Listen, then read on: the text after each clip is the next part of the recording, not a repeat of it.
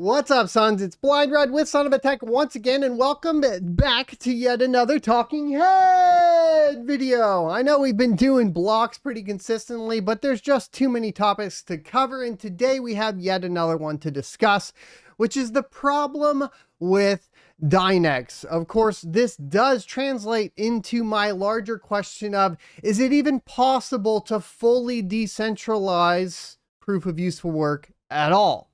And if so, who's going to be the first to do it? Because I do not see any projects right now that are capable of doing so.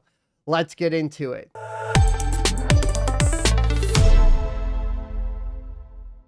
Welcome back, everyone. So let's go ahead and hop into Dynex, which is pretty much the first well-known or even mildly successful proof of useful work implementation. It is basically utilizing the GPU network to solve or basically virtualize to a certain extent neuromorphic computing, and then it rents that hash rate out for basically some sort of solvers to various clients. There is a ton of technical details here that if we got into raise questions from malicious intent to protecting, to illegal activity, whatever it may be, there's a lot of stuff that is still, from my perspective, way up in the air with proof of useful work. But from the perspective of cryptocurrency, there are some very glaring issues here that we need to discuss, right? And that is because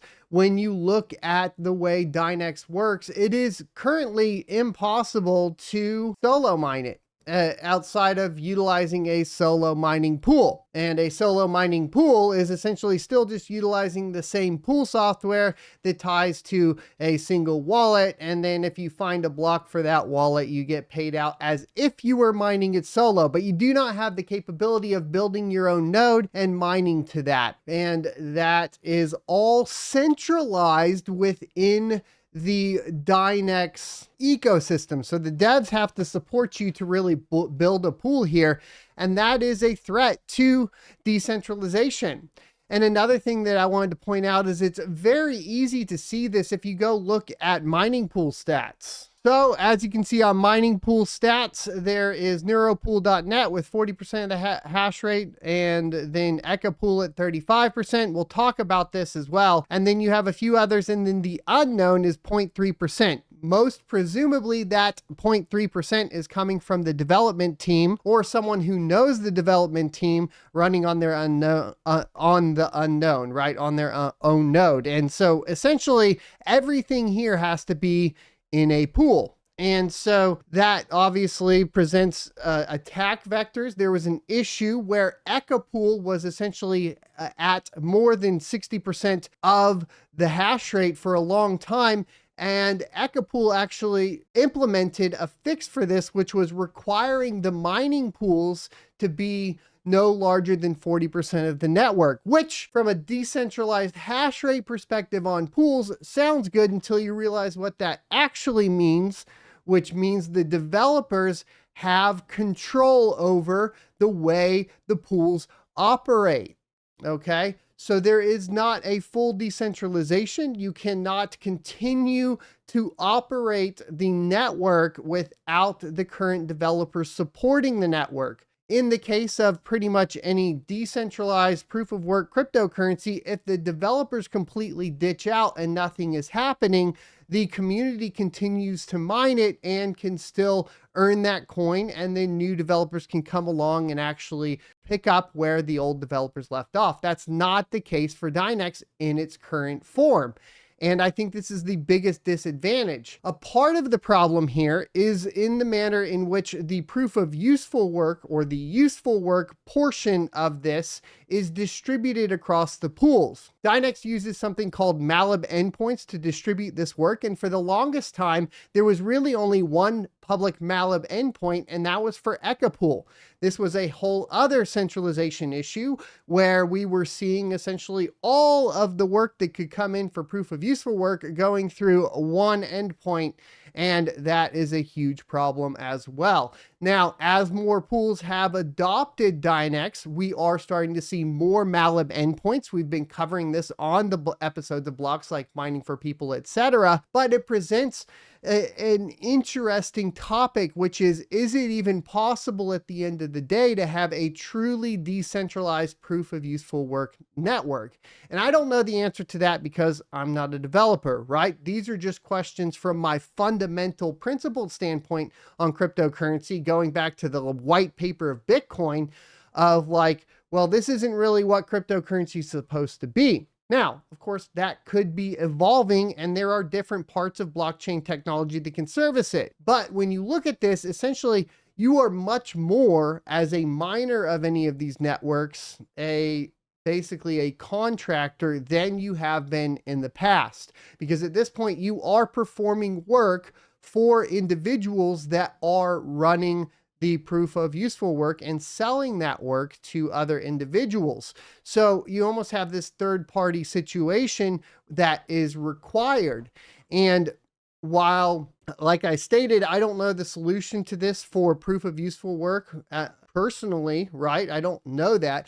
I just know that that does go against fundamentally what crypto has been in the past. Okay.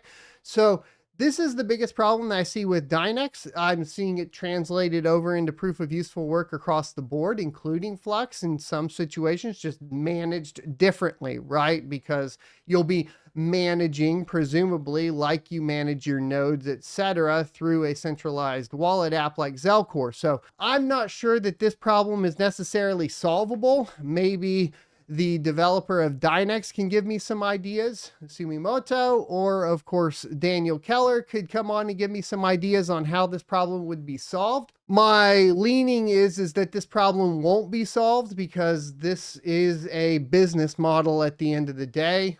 I know that Dynex has come out with an argument against it being a security, but I do think that the way it is functioning right now does lean itself towards being closer to a security as well. I get the idea that you are buying a commodity to then basically purchase, basically processing power on the network, right? So the idea is it doesn't matter if it's Dynex or Flux or Bitcoin or whatever it is that is, or US dollar that is being paid to for a service.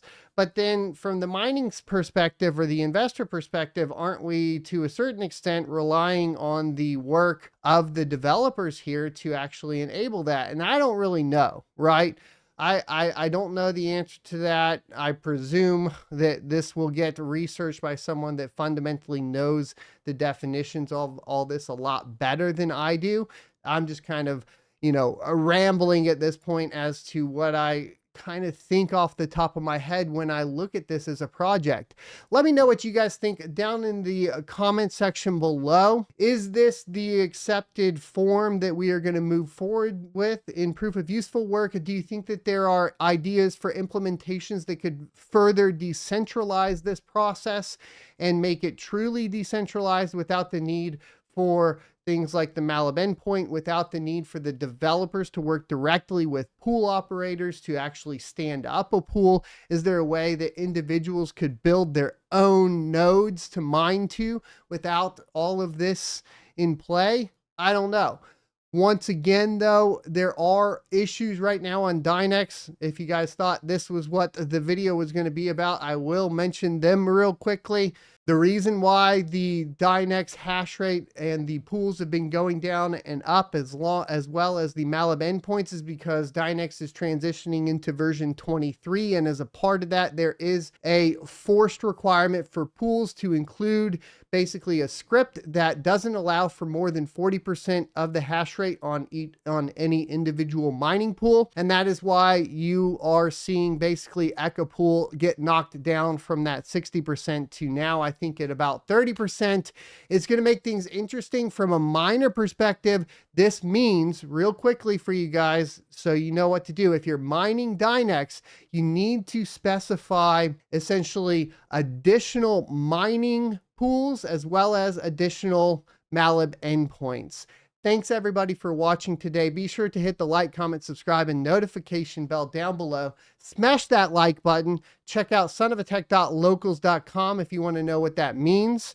And definitely check out sonofatech.com for my crypto mining e-course. And I will see you next Tuesday.